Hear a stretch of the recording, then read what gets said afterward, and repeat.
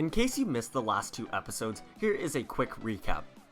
After the wizards figured out how the Barbarian King was made from dark elixir, they tried to recreate this using archers.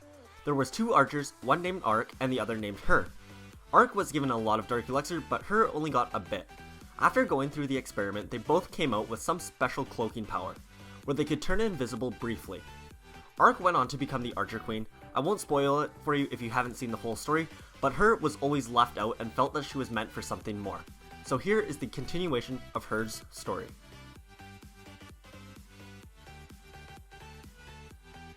Not long after Ian and Ark had gotten married, they both continued to be the village's favorite troops. They would stomp on just about every base they would attack, so obviously the village continued to use all of their available dark elixir to upgrade their powers even more. And as the days went on, the village kept farming dark elixir. But it seemed that the villagers had chosen a favorite hero. In battles, people were choosing to use healers to keep the queen alive, but they would just send the Barbarian King as a sacrifice. Now obviously the 2 heroes were immortal, so it didn't matter too much. However, the Barbarian King was pretty upset that no one liked him as much. He also felt that since he was the first hero, he deserved most of the love from the villagers. But that clearly wasn't the case, because not only were people doing queen walks and never king walks, they were also leveling the queen and ignoring the king. This was really starting to get the Barbarian King frustrated, but he didn't do anything. He just kept trying his best in battles and did his best to get through each day, living in the Archer Queen's shadow. But then one day, the entire village came bearing gifts for the royals, as a way to say thank you for all of their help in battles and on defense. So first they brought the king a new metal glove that can be used for extra protection in battle. Ian said his thank yous, and then they moved on to the Archer Queen's gift. They handed her a brand new creation. It was a miniature Expo variant created by the master builder himself. This mini Expo was the most powerful weapon in the village and could destroy most buildings in only a few hits. So the queen, who was ecstatic, said thank you and then went to go test it out. After seeing what the queen had gotten, Ian felt super betrayed that they would give her a super cool gift, but then he only got a new metal glove. He was also already feeling pretty down that everyone liked the queen more than him, but this was the last straw. He was sick and tired of being second to the queen, so he decided that it was time for him to do something.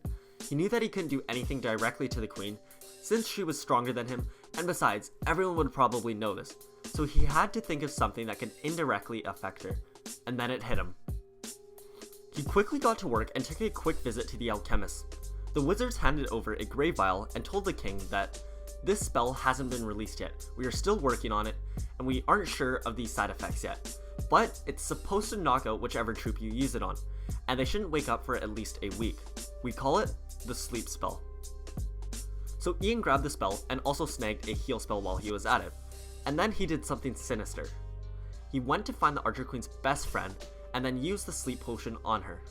She instantly passed out and began snoring. He then picked her up and took her to the beach. There he saw a barbarian, hog rider, and wizard sitting down, talking about what they think was out beyond the horizon. That gave him an idea.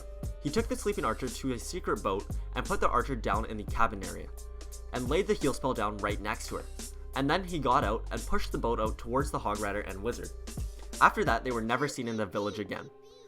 The Archer Queen began freaking out that her best friend had disappeared, and it was really starting to affect her mental state. Some raids, she would be so distracted that she would start targeting walls, even when there was a really obvious building nearby. You could almost say that her new favorite target was the wall. People started getting really frustrated at her, so Ian felt like he had successfully achieved what he wanted. But back to the boat.